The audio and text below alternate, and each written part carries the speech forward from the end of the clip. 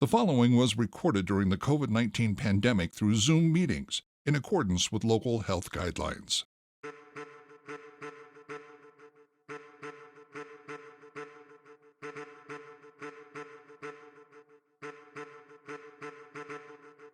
I'm Mike Maloney, and welcome to the CSRM Tuesday Talk, a monthly roundtable discussion covering a range of relevant topics in ministry and current events. Let's join Dr. Greg Linville, Dan Stauffer, and Greg English as we hear from international experts in the fields of sports, recreation, and fitness ministry.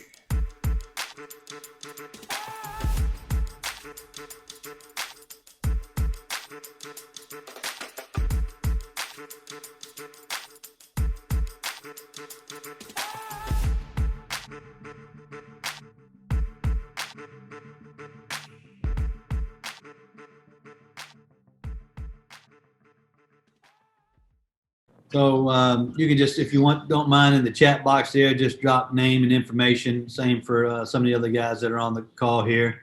This helps us to connect in a better interpersonal way during the conversation.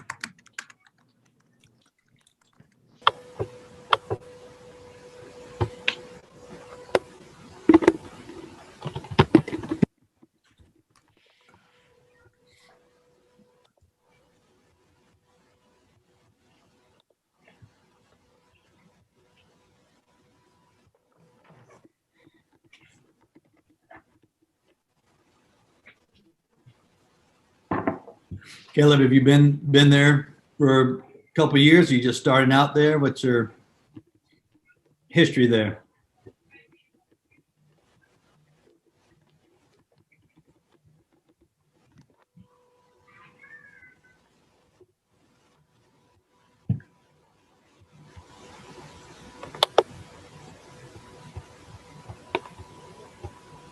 I think he was frozen, Greg, when you asked your question.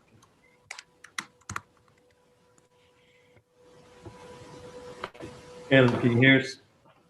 Well, Greg, why don't we get into it? I can hear you guys. Yep. Very good. So my name is Greg English, and I've had the privilege of working with CSRM 10 plus years or so. And currently I'm at Cool Spring Church in Richmond, Virginia.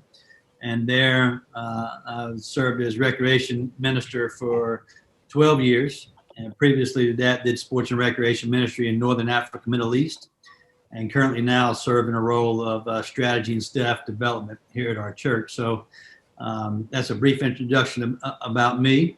And so we want to welcome everybody to our CSRM conversation today about relationships in regards to sports ministers and senior pastor or leadership teams of the local church. And so as we dive into that conversation, there'll be several folks that would be able to speak into that. So Dan, let me introduce you. If you would tell us who you are, where you're located, and how you play this out. Yeah, well, welcome everybody. My name is Dan Stauffer, and I am with CSRM, and I am currently the Director of Church Relations, and I'm also a church planner and lead pastor of a new work called Multiply Christian Church in Columbus, Ohio. And just excited today to talk about, Greg, just like you said, relationships. So I'm thankful to be a part of this. Very good. Matt, if you'd introduce yourself.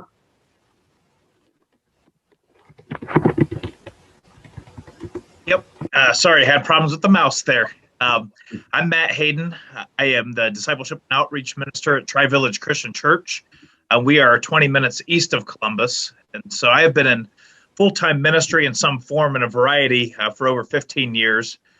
But the last few years, part of my role as outreach, I've been asked to expand with sports and recreation ministry. So really the tail end of 2019, I started diving into just trying to ramp up our sports ministry. And we have some unique opportunities on site where we are at, as we have a disc golf course and a public trail system that's all on our church property. So part of our sports and recreation focus is being able to utilize those, since that's the resource that we have. Excellent. Glad to have you with us today. And then Dave Waddell, if you introduce yourself, please. Sure can. I'm a lecturer of sport and recreation administration at the University of Mississippi.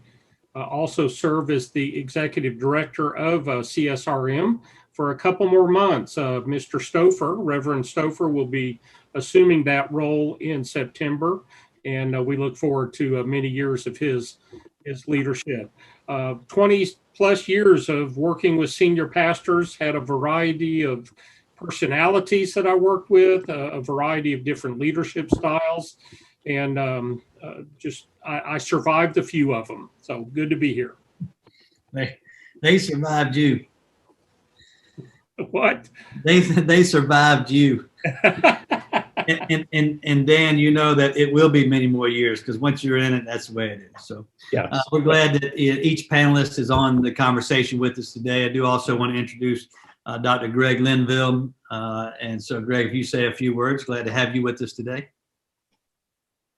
As always, it's great to be with this august group of people, even David Waddell, and this is a great topic. So I'm really looking forward to this. So let's just kind of jump in, and the way that we'll work today is we have some questions that we want to ask to create a panelist conversation, and I'll call you out so you're not jumping over top of each other on that. But we really want just a genuine conversation of what does it look like for a local church to engage in a recreation ministry, and really how does it play itself out so that it's not just a ministry attached to the church, but it's a ministry that's part of the church and it functions in a collaborative role to reach the community. So just kind of diving in on that, Dave, over your years in ministry, why do you think, let's begin with a question, why do you even think a senior pastor or a leadership team would even consider the recreation ministry? Why would they consider the ministry or the minister? Both. I think a lot of times senior pastors get the idea of creating a recreation or sports ministry in their church or hiring a professional. It's usually in that order because they hear about the number of people that sports and recreation brings in by hosting a league or a tournament or having a camping trip or a craft class. They see people coming in, and it's an attraction. It's almost the build it and they will come kind of philosophy. Let's put up a gym and then we'll have hundreds of people that need Jesus to come see us. And I fear that in many churches, that's what drives a senior pastor to begin with to start a sports and recreation ministry. It's after that fact that if they hire a sports and recreation minister, that the influence can start about how it really works for not only evangelism, but also discipleship. Yeah. So let's spring off that. Dan, you're in a unique role that you're involved in sports and recreation ministry, but you're also a church planner. So what's your approach go? Yeah, it's been neat because when I was doing sports ministry at the local church level years ago, I totally get what David's talking about. I worked for a large church at the time, and I think we saw opportunities there for people to come to the church building, be a part of that. And now that I'm on the other end of it and just starting something new, I know that it can be something that's very missional. If you're starting any kind of new work, there's opportunities for you to automatically through sports and recreation, because it's so non-threatening, automatically reach people, connect with people that may never come to a worship service, or at least it may take some time. And so my approach now is, we're just getting this church started. I've got some people interested in sports and rec. And so I want to start slow and develop an overall process, primarily with some small groups, just encouraging people. Like if you want to host a fitness group, like I've got a group of guys who love weightlifting. Well, let's talk about ways that we can disciple people. And like David said, and also focus on reaching out to people who do not yet know Jesus. Let's start there. Let's start small, and let's develop this into an overall process with our church. I've seen it where it has become kind of that siloed thing, where as long as numbers are coming in and the gym is full, that's good, but there's been no systematic process to get people tied into discipleship, tied into the life of the church. And so I've got an opportunity from the ground up, Lord willing, to incorporate that into the life of our church. Yeah, good. And Matt, from your perspective, you've been in discipleship and a traditional ministerial role there in the church, and now you've been asked to incorporate sports and recreation into that pathway. Tell us about your experience, just where you are now. Yeah. I mean, it started with our leadership with the vision, really, to how we could carry out on our mission statement.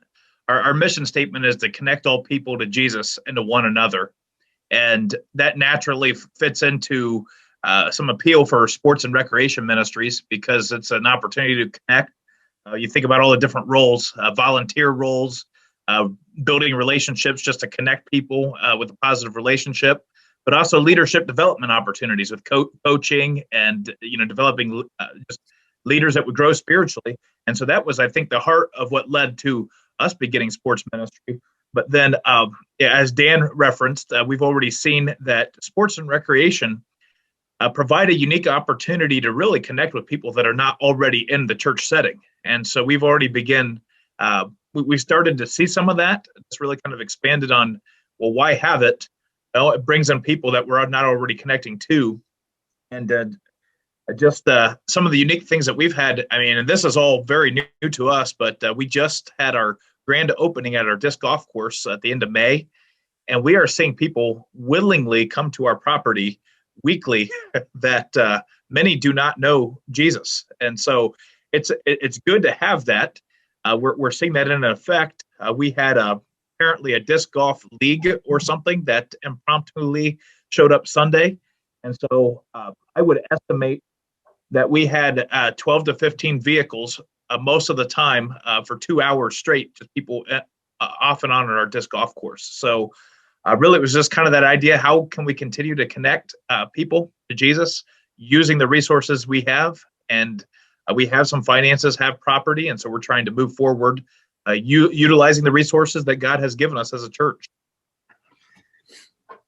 So I've been very fortunate that my time living overseas, Northern Africa, Middle East, doing sports development work was good. And then being back in the States, and being here the last 13 years, I've had a healthy relationship with two senior pastors, which I'm very thankful for. That doesn't always happen. And both of those believed in recreation and sports and fitness ministry as the mission of the church. So I've been very fortunate with that. Now in the current role that I serve, in terms of strategy and development of what's taking place, I find it important, because you guys have mentioned silo a couple of times. I find it very important that from my end of it, it's how do we have those conversations that it's not about numbers, but it's more a missional approach to fulfill the mission of the local church. So I'd like to take a couple minutes and hear from each of you. Dan, I'll start with you. What does that conversation look like for the sports and rec fitness minister and the senior pastor or leadership team when you have to begin to talk about the missional pathway and the approach and the timeline to things, not just this instant, look, we had 500 people come to the gym last week or play in the league. So what does that conversation look like for you? How would you set that up? How has it been for you in relation to that? Yeah, I think that's a great question.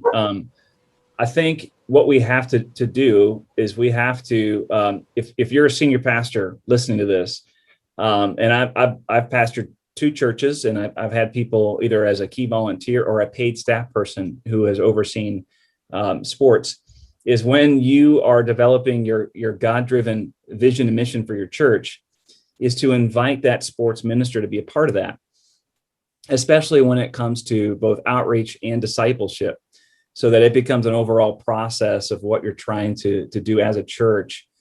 If not, it becomes its own separate thing, right? Because yeah, it looks good. People are coming to your gym, or they're coming to your field, or you've got leagues and teams that are going out to be a part of leagues, but then there's no process of follow-up.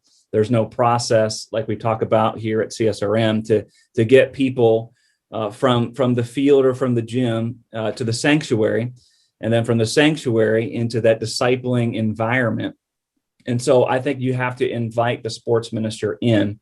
And I would also say this too, and I remember saying this when I had staff people as I pastored church or key volunteers. Any senior minister knows your mind goes 1,000 different directions because things happen. There's funerals, there's weddings, you have a sermon each week. And if we're not careful, we could lose sight of vision. And so I often told my sports ministers, like, I need you to be the biggest cheerleader about your ministry and how it fits in with the vision of the church. You're not going to bother me. Like, let's celebrate. I just want to know what's going on. I always tried to, and I think this is good practice for a senior pastor. I always tried to volunteer within those different sports leagues and things like that within our ministry, so that I had a good pulse on the people who were coming to our church building. I think that it looks good that you support this outreach arm of your ministry. You're visible, and that the community knows, hey, this guy's just a regular guy, and I can come be a part of his church. So I think it's just inviting people into that conversation, especially the sports minister. Matt? Yeah, when you asked that question, how can we continue to move forward and not base everything on numbers? Two pieces that we've tried to be intentional about is, and the first, this is me I guess specifically, is prepare and plan ahead as much as possible. There's a phrase I actually learned not from the Bible, but through a movie related to a Bible story, but build the ark before the rain. And that stood out to me, that plan in advance, so how, with what we're doing in sports ministry, how is that connecting back to the mission statement of the church? So being prepared with how we're doing that, how each event or each program we do is connected back to that, preparing advance with that. Now, it doesn't always go as we're expecting. Not really. There's changes for that, but if we plan ahead, that helps us to be able to adapt. When I guess hiccups or obstacles come our way. Communication, not just with senior minister, but all staff. We're also starting a full-time Christian preschool at our congregation, and so we've been in conversation with the preschool about that. We'll need gym space at certain times, but they'll also need gym space as part of the preschool. So we're working together. How can we together continue to make disciples who make disciples? So how, what do they need? What do we need? Our children's ministry has been involved in some of the sports ministry. So there's open communication there together. And then I would say, as far as the numbers, it's good to evaluate gracefully. I think it's always important to evaluate, because really all ministries should be producing some sort of fruit and disciples. And so I think it's important to have that conversation, but make sure you have it in a way that it may take some time, especially if you're working with a non-church group. And so having some flexibility to have the time, but also look to say, hey, there is growth that we're doing moving forward. So yeah, preparing ahead, communication, and evaluate gracefully. Very good. Just writing a few notes down on that. Dave, what are your thoughts in years of education and teaching, plus also being involved in it personally, and you probably had one or two conversations yourself in this regard? I have, and I'm going to address this issue in two ways. One is when you're working with a senior pastor that has a vision, or God has given a vision to the church, and if you're working with one that hasn't. When a pastor comes in with a vision of where he or she sees God moving the church, it's easy for the sports and recreation person to adjust their mission or their vision into meeting that senior pastor. And I think that's very important, that all the sticks are being thrown in the same fire. But part of our job as staff is to make our senior pastor look good and to look successful. And so we need to be working toward the vision that God is giving that person, because that's what's being declared to the people Sunday after Sunday. An example of that was one church.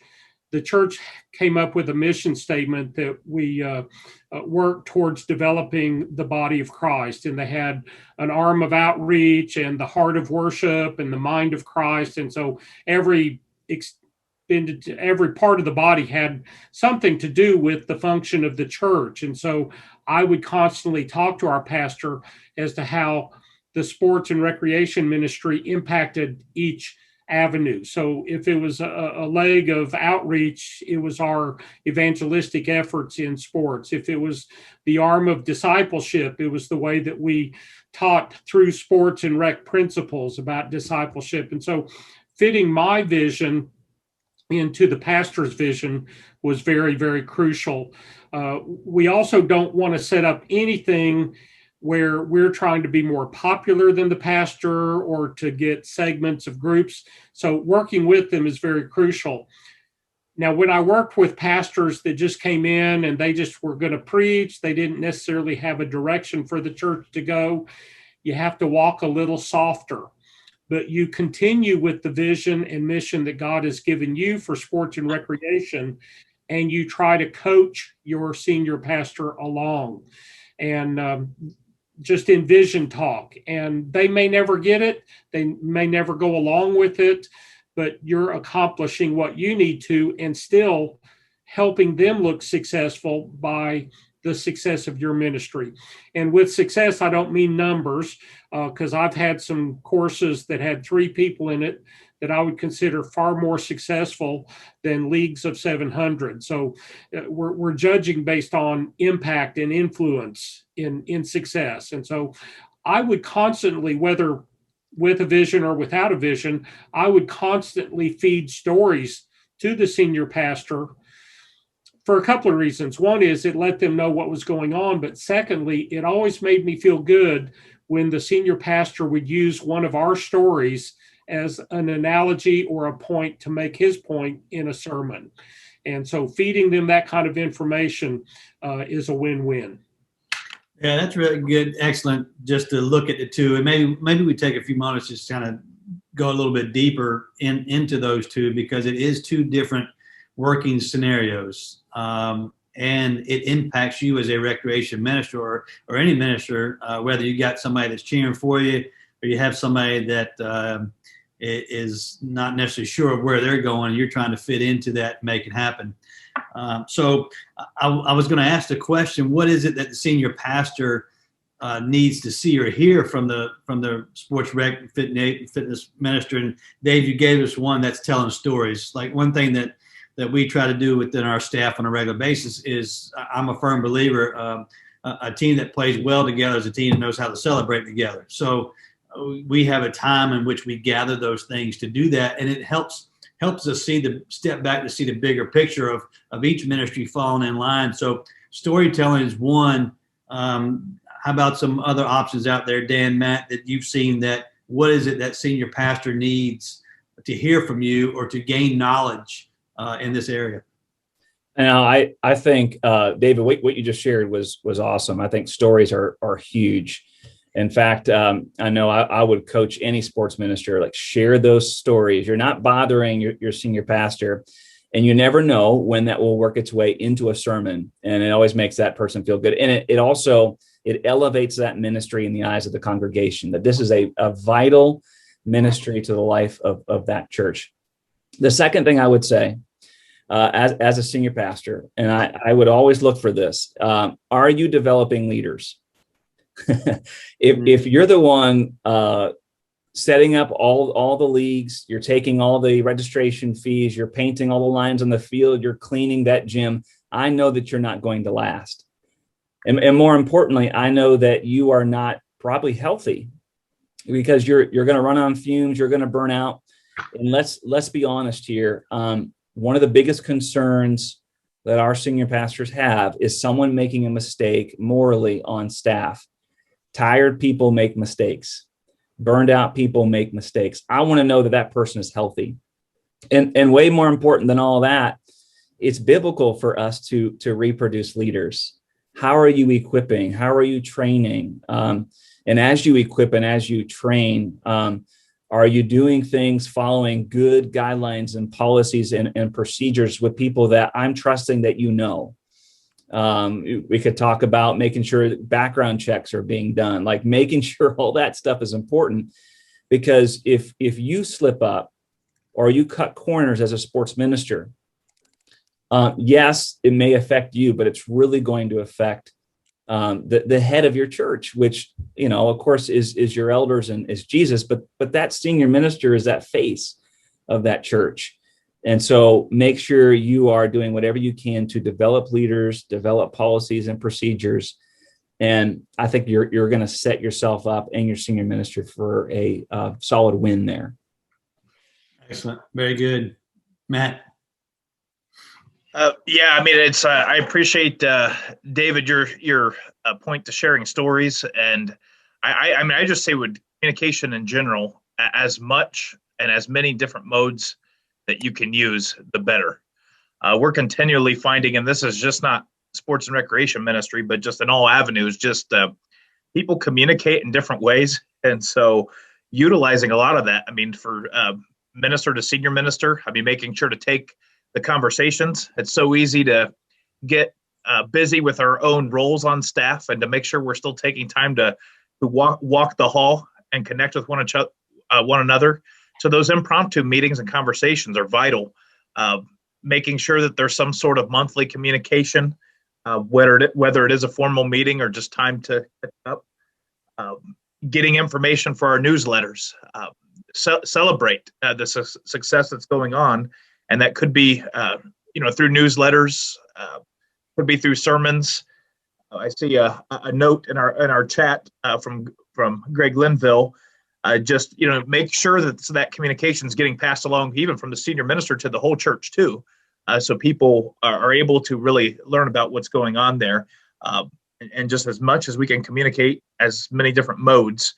And I think that would go all across the board, definitely with the senior minister, making sure that's getting to the whole church. But there's times where it's got to be passed along to the other staff too, because it's Dan referenced the senior minister might always be busy with sermons or funerals, whatever the case may be. It may be hard for them to communicate to the other staff members too what's going on. So it's sometimes in that middle position, it's making sure to communicate to all levels, those above, those beneath, and all around too. Yeah, there's used to have a guy I worked for years ago in an athletic department at a college. He used to say, "Greg, nobody's going to sell you more than yourself. You got to talk about it." And it's not a negative. It's a positive thing. So even for me in my position now, it's like I really want to hear those stories. Take that time for that. I mean, I make the time for the formal, but I also want that time for the informal to come by, because I just want to hear what God's doing in your life, where He's working, what are the things that you need help in, what are the things we can celebrate together. So very good conversation on that. I do want to take a moment to say that the Reach Gathering is taking place in Asheville, North Carolina, and that's September 14th through the 16th. And so the Reach Gathering is a great place to gather with other sports, recreation, and fitness ministers and their teams and staff for a couple of reasons. Number one, it gives you a time just to rest and be encouraged. Number two, it's a great learning venue. It's where conversations like this, while CSRM hosts these once a month, it's an opportunity for a fast track of multiple educational opportunities for recreation, fitness, and sports ministers. And the other thing is fellowship is a big part of it. It's being able to know that you are working not siloed by yourself, but there's a group of us out there that are using sports and recreation fitness for this. So there's a discounted price up until June 30th, which I believe is tomorrow. And so if you want to get in on that, do that. But again, you can go to www.reachgathering.org. That's located in our chat room, and check it out. It'd be a great time to participate in those conversations. So as we move further into this, there are some obstacles that go with this. And while we've talked about some things to do that, let's talk about a few moments. What are some of the struggles that relationship between the recreation ministry or the overall church vision and staff occur? Dave, I'll start with you on this one. I think one of the hassles is sports and recreation leaders tend to be extroverted, tend to be outgoing, tend to be fun-loving. We help people with the quality of their life, so we're quality of life people ourselves, and that can at times set up a little bit of jealousy. The senior pastor is usually the one that has to say no on particular things, or he represents authority. The sports and rec person is more of the laid back, so there can be incredible personality conflicts if you're not careful. And we all love to be loved. We just have to be careful how we're loved. I always got irritated if I stepped in and did a Sunday night sermon, the pastor was out of town or something. I wish people would have just come up and said, Dave, that was a great message. But they don't do that. They would come and say, Dave, that was great message. It's so much better than brother senior pastor. And it's like, don't do the comparison. It messes up the compliment. But people will pit one versus another. And that's one of the things you have to be very careful of. You cannot usurp the leadership or the attention or the position of your senior pastor. How come I only get just bless your heart? All right. I don't know. Are you far enough north where that's actually a compliment? No, I'm not. Dan, what are some of the obstacles that I got to know from Caleb? Is bless your heart in Indiana the same thing as it is in the South? It's pretty close.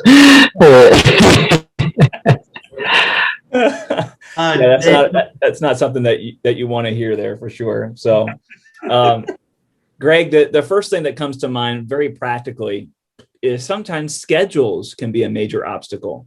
For example, if you are a senior minister and it's in the middle of league season or camp season, and your sports minister is working until 10 p.m. or something crazy, don't expect them to come in until noon or 1 o'clock, and then don't schedule your staff meetings during that time at 8 a.m. That's just not going to be good. And I think it takes intentionality. It takes a oneness.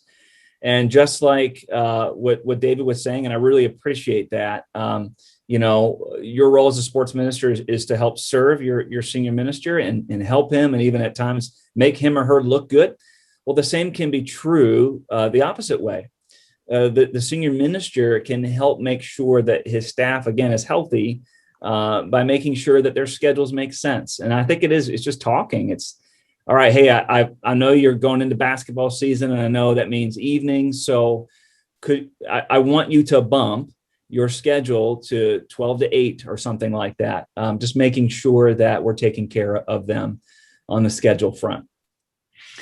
Yeah, I really like that. That's true. That our hours are all over the place at times, and we have to be mindful of that. And even really even with today, with where we've experienced working, even other ministers' positions working from home, different schedules, different things. I know that's an area for me that I've had to look back, and while I lived that for so long, now I'm having to apply that grace back towards, and really I'm having to be mindful about when our staff meetings are, what season we're in, where they're not, so I can go back and live in some grace period with our team and understand that as well. So, and I think as a leader, I have to remind myself that I impact their schedule and their day-to-day tasks more than they're impacting mine. And as a senior leader, we just need to be graceful about that and understand that. So, Matt, you have an obstacle that you've experienced or you think may be on your horizon? Yeah, there's two that I can think of so far. The first is, I think, that tension, and we've referenced it with the numbers conversation, but that I think sometimes a leadership wants those immediate results versus the process takes time. And so it's just that tension, because you need to have both. I mean, I think if we're just having people on our campus all the time for open gyms, and it's great that we have several people using the disc golf course, but are people learning about Jesus through that process? If that's not happening, we're missing out a little bit. And so it's just, again, I think being continuing the conversation about that, and sometimes that is listening, I think, on our end too, because if it's being expressed a lot, that's important to the leadership to make sure to address those issues. And then I would say, secondly, and maybe these are similar, but just melding together the vision or mission of the church that the leadership's established with what's going on in the sports ministry.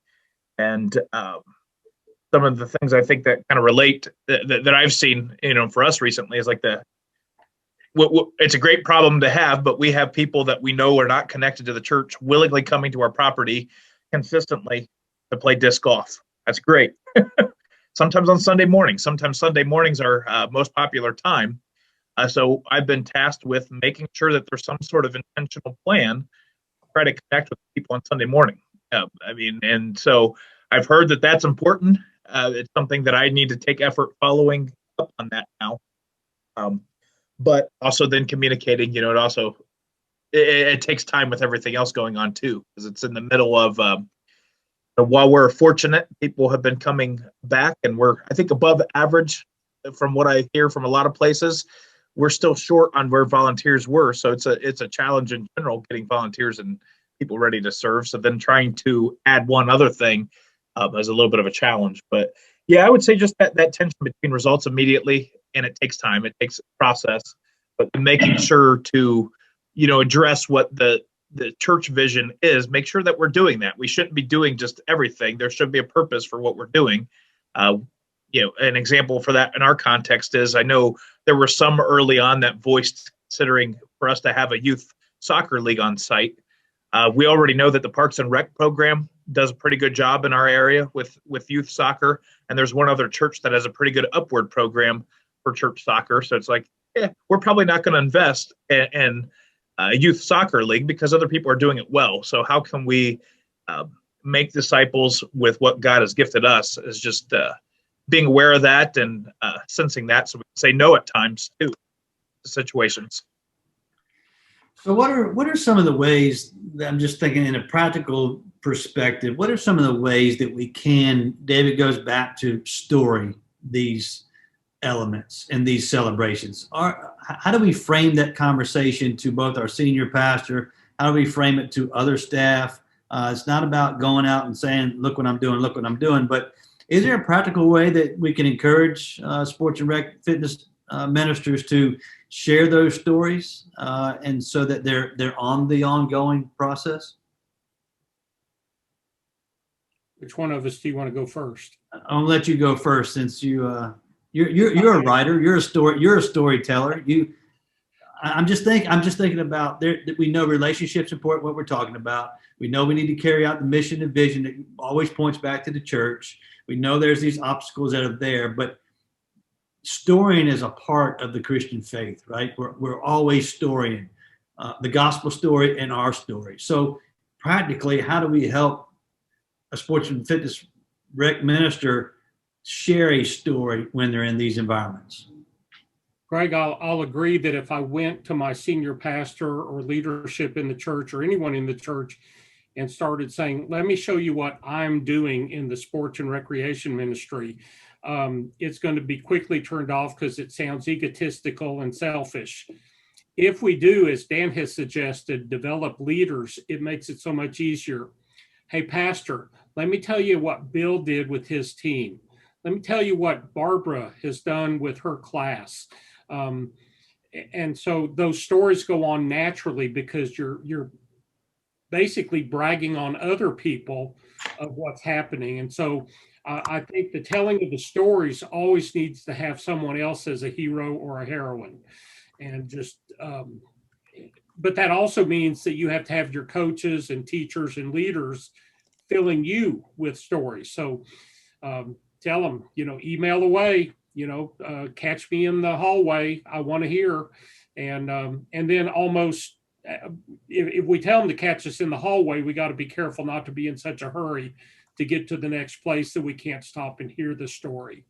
But if we brag on others, it serves our vision and mission. It also serves the vision and mission of the church. It also makes it a little easier to get new leaders, because if everyone hears you bragging on someone, they want to be part of that party as well. Yeah. I think it's a real art in how we do it. That's why I think it's worth the conversation. It's I don't know if I look back over my years in that certain zone, and I don't know if I would say we got to create time to tell the story. I'm not sure how much, because I was so busy, coach development, fields, league details. I mean, all this stuff, gyms, fields, all this kind of stuff's going on, that we tend to, the stories are happening, but we push them behind, and we don't actually set time to create the story timeline. So for me, I think that's one that goes to, story about somebody else, but we got to create the story to do, time to have the story. I found for me, I'd carry just this little notebook around, because I found when I went to meetings or when I was making presentations at different places, I could write the biblical context I needed to, but man, when I needed that story, I'm like, where's the story? Where's the story? And there's so many stories. So I'm a pen and paper kind of guy. You could do it on your phone or whatever you want, but writing those down, it just became an instant diary of what God was doing in the life of our church, and particularly in the sports and rec ministry. So creating space for me was practically doing this. So Dan, things that you've done over the years for your conversation? Yeah, I think a couple things, and it's kind of already been said, but I think we have to define what that win is, right? And then in a staff meeting, celebrate those wins. And so if your story ties into that win, and if you are a senior minister, create the time and space for staff to kind of weigh in. And David's right. There's ways that you can do that tactfully, so it doesn't seem like it's all about your ego.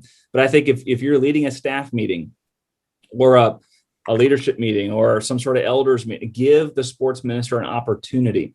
If you write a weekly newsletter, every once in a while, give the sports minister an opportunity to write some sort of article. Again, if you clearly define what the win is, those stories make its way in there. If you preach often and you need a break, have the sports minister preach and encourage them. Hey, share some of your victories there. I realize not everybody maybe has that gift, but if the sports minister can do a decent job, give them an opportunity. Give her that opportunity. And so I think helping to define that win, creating time within those meetings, the ways that we can kind of communicate out to the congregation. Another very practical thing too that I've done is every once in a while, you invite staff into some sort of elders meeting, depending on how your structure is there, where they have the opportunity to speak on their own behalf. Again, clearly defining what the wins are to the church leadership, what's happening within their ministry. Give them 30 minutes. I think that's an opportunity for that person to share his or her heart of how God is using that ministry and the wins therein to help achieve the overall vision and mission of that church. So I think it's just creating those opportunities. Yeah, you made me think about when you talk about within church leadership groups, and even now, we're in budget time frames and things are coming out. And I try to tell our staff, for me, going there and making those presentations to our finance side of the church, it was not so much me going in with a certain number, but it was me going in with a whole lot of stories. Yes. And what that represented and how we got there and why we need this and that. So it was thinking about those groupings. Finance is one of those areas that you can speak into to tell the story of what's happening, what you anticipate happening, how it's, things like that. So that's a good group. Don't always think you're just giving a budget and a number to it. You're talking about individual lives that are there and fall into that. So Matt, how about you? Yeah, I would say, again, just keep the updates consistent. Some of this has been prompted because my senior minister's been really good at giving the opportunities to write up a segment for the newsletter, or to sometimes have me write the newsletter, and giving me the freedom to include what I would want in the newsletter. But I think if you can intentionally keep the updates ongoing, I know I think David commented on, sometimes it can be a tension with boosting ego, but if there's just ongoing relation or emails, maybe every other month, here's an update of what's happened. We've done this, this, and this. Here's some stories, but send it just in more of a, this is just an update, FYI. Then the senior minister has it. They can pass it along, share it with anybody else in leadership. So the ongoing updates, to Dan's point, utilize whatever tools that you have as a church. For us, we have a weekly newsletter that comes out. So utilize that when you can. We have an opportunity about every 5 or 6 weeks. We try to have mission moments of some sort that we have as part of our worship services. That's a wide variety. So it could be if a missionary's in town, or an update on church camp for the kids, but trying to work in, sports ministry stories, as needed there. So every situation is different, but utilize whatever those tools are as much as you can. And the third thing, and I know this will hit back to some of what I've shared before, but just so many times, the more communication you can do with the more people, it will spread. A few weeks ago, I read a devotion out of it was about early Acts, when Peter had his message that 3,000 people began to believe, and the church grew. We know Peter, we know some of the early disciples, but how many of those 3,000 do we know by name? I don't know many of those 3,000 by name. We know 3,000 is a big number all at once, but the church grew exponentially. But many of those names, we have no clue who they are, but they help continue to grow the message of Jesus. And it was just a good reminder that it's just in those basic conversations sometimes with families, with other staff members, that when we are just naturally share what's going on, other people will spread the news as well. Don't want to go on a tangent too much, but I just, one of the families that serves a lot at our church, I had a conversation with just last Friday. They spent some time just meeting people that showed up at our disc golf course. I shared with them that there's been 3 ways I've seen a connection of God recently. We've had one person just randomly play the course and then thought, oh, this is at a church, maybe I should attend. Somebody came to one of our worship services. We actually had, this is, I guess, being prepared for, you plan ahead but never know. We've had one gentleman that helped do work on our disc golf course, has no connection to a church, but his father passed. And then he said, this is the closest thing I have to a church setting, is, would you consider being involved in doing my father's funeral? And we had never planned for something like that. But then we had another person come because a family had been praying and inviting their neighbor over and over again to attend. And they just said, hey, our church has a disc golf course now. Well, that was the final straw. So, but I shared these 3 stories to this family just as an encouragement. And they said, we had no idea that was going on. And I said, here it is, pass this along as much as you can. So make sure that we're, continually having those celebrations with whoever we come in contact with is important. Yeah, it's something about word of mouth that makes a difference. From the from the invitation to the follow up, it's there. So, but there's some great resources I want to mention. You can go to csrm.org and you can connect with resources there. There's certainly some blog material. There's some webinars there that you can go back and look at. You can also check out the resource and books and manuals that are available for you in terms of how to carry out sports and recreation fitness ministry. So let me encourage you to check out csrm.org. And as always, you can email into CSRM and ask any questions in regard to needs for further conversation in these areas. So I know our time is, we're getting closer on our time frame here. So just off of the top of each of your minds, what are some things that you're thinking about that we haven't brought up yet? Dan? Boy, we've covered a lot of really good things. I think developing that relationship personally, and it doesn't always work out. I think David talked about some of the personality differences that he encountered, right? But I think especially a lot of times senior ministers, this isn't always the case, but a lot of times that person has been in ministry a little bit longer. And a lot of people, more often than not, are younger breaking into ministry in general. And so that's a great opportunity to have that Paul-Timothy relationship. Take that person under your wing. And senior ministers, senior pastors, even if you are not a sports person, right? Take that person, that human being, under your wing and really work on developing them, because they are the one that is that ambassador for your church and for the people under their care. And so I think when you develop relationships, you begin to see not only the ministry as viable, but the minister as viable also. Like all things, I think sometimes even the sports minister has to have upward influence. Hey, check on your senior pastor, knock on his or her door, see how they're doing, invite them to lunch, invite them over. A lot of times we're waiting for the other person to do that, and they should, right? Especially if you're older and you're a leader, but there's times we can have upward influence in building those relationships. So I think like all things in life, sometimes it just takes some good intentionality, and the more time we spend together, the more we understand, again, conflict happens, but the more we understand we're rowing the same direction. We want to see people won for Christ. We want to see people grow in their relationship with Christ. Our roles are just maybe a little bit different practically, but we're on the same team. I think building those relationships can go a long, long way. Yeah, that's a good one. We often don't realize that it's lonely at certain levels. Yeah. And just because somebody may be a senior leader doesn't mean that they don't need a friend.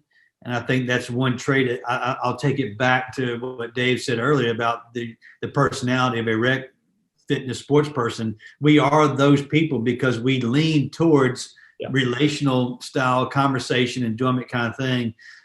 Even for me recently with my senior pastor, I was asked something 2 or 3 times, and the first couple times, no, I'm not gonna be able to make it, whatever. And by the third ask, I went home and I told my wife, I said, I don't think he really cares if I know the information that I'm going to get. I think he just wants me to go, and what that pays off, right? So as a sports rec fitness person, remember, just because you're not at the top and somebody else is, they need a friend, we need a friend, you need a friend. And so I really like your point on that. Matt, what would you say, something off your mind that we might not have touched on today?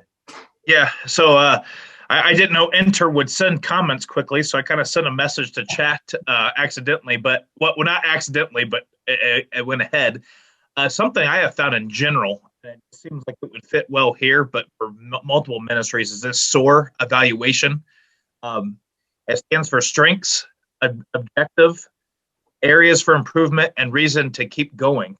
And so using that as a method for, again, you can fill this into multiple ministry. What are strengths that are happening? What should your objective be? So that's a tie back to whatever your purpose statement is or mission statement. What are some areas for improvement? And then what are some reasons to keep going with it is a good tool to use for personally, but then also relationally or, connecting with other ministries. I've found that very helpful. But Greg, you actually touched on one of the things is just being open to feedback sometimes. Is it's so hard, and I see so many times that when we receive an area for concern or area for feedback, we're so quick to go to anger, and being open to what the feedback is, taking some time to pray on it, to not sometimes respond immediately, take that 24-hour period before you respond. Because sometimes there's truths there, and so being open to feedback, and then I'll use the Sunday school answer, but pray ahead, pray during, pray after. But when you're going into meetings, when you know that there's a conversation coming up, the more I found that I can, go back and connect with God, the more times I'm open for those conversations of feedback when they come to. Because oftentimes I've been preparing the heart ahead, and God helped me to have open ears that would hear if there's areas to adjust. That it would not be just me, that you would speak through it. And it's just amazing, but just having that extra layer when you're going into conversations, they go smoother, I have found, when you bathe them in prayer ahead of time. Yeah, it's so true. Most of the things that I find that you worry about going into those things, they are our emotions in our brains being off, and it's not the reality of what's going to happen. So it's a great practice of discipline. It's all the time. It's being in the presence. I found that to be true during the middle of sport games or classes or whatever, and the tension's rare. It's just being in that mindset. But the feedback is, we all need feedback. It's how we grow. It's how we develop, and things like that. So, Dave, what's some last words that you would say in regards to a relationship with sports, recreation, fitness, and senior pastoral leaders? I would say that I recognize that it's level ground at the cross, that all of us need Jesus the same amount as anyone else. But on a church staff, there is a hierarchy. And the senior pastor has been placed there by God for a reason. And they may be goofy, they may be flawed, they may be stupid. But you're placed there as for a reason. God may be teaching you something. God may be helping you in that.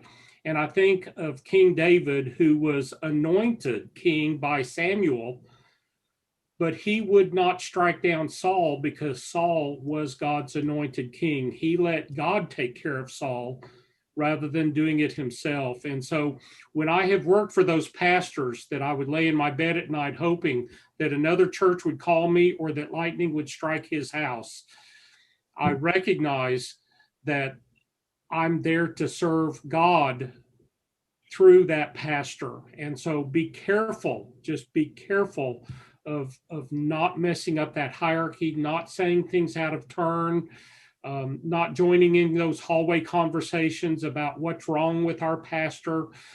You got to separate yourself from that and remember that you are honoring God when you honor the man or the woman that he has placed you under to work with. Very good. Yeah, I want to jump on that real quick, Greg. Sorry about that. I think that would solve a lot of issues with conflict. Again, knowing that a lot of senior ministers make mistakes, right? We all do. We're all human beings. But David, it's avoiding the meeting after those meetings with other staff members. That kind of thing is huge. And when we choose not to participate in that doesn't allow the enemy to sow discord. That doesn't allow conflict to get in the way of what we're trying to do here. The church is supposed to be that light for the entire world.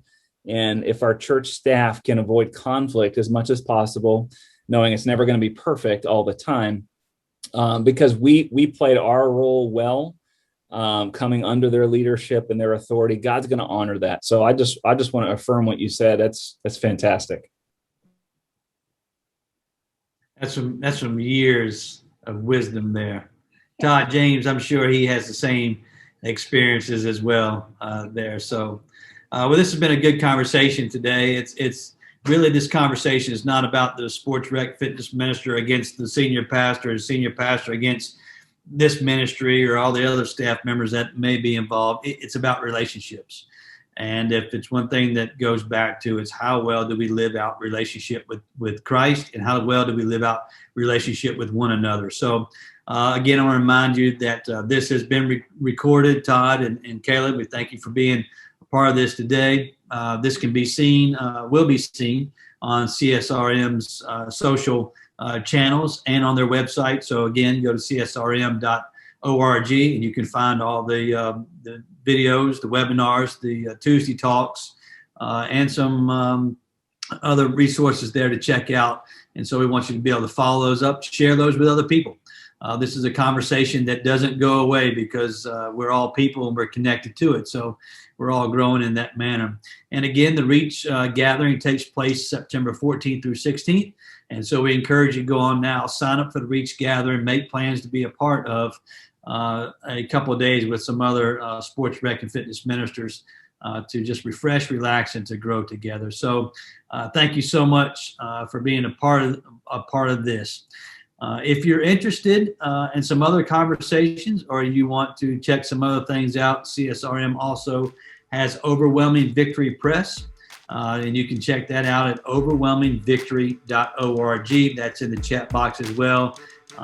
Who knows, you may be interested in writing some material, and that's a great place to submit that material and can get reviewed and be able to pass along to other folks. So thank you on behalf of CSRM staff and our panelists today. Thank you guys for being here, and we look forward to seeing you on the next Tuesday Talk. Have a great day.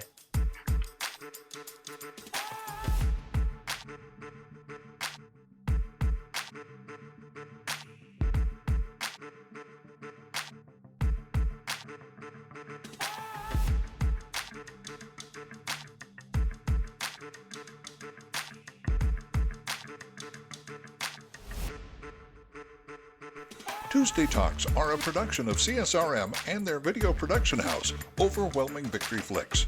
Dr. Greg Linville is our executive producer, and Andrew Fouts is the associate producer.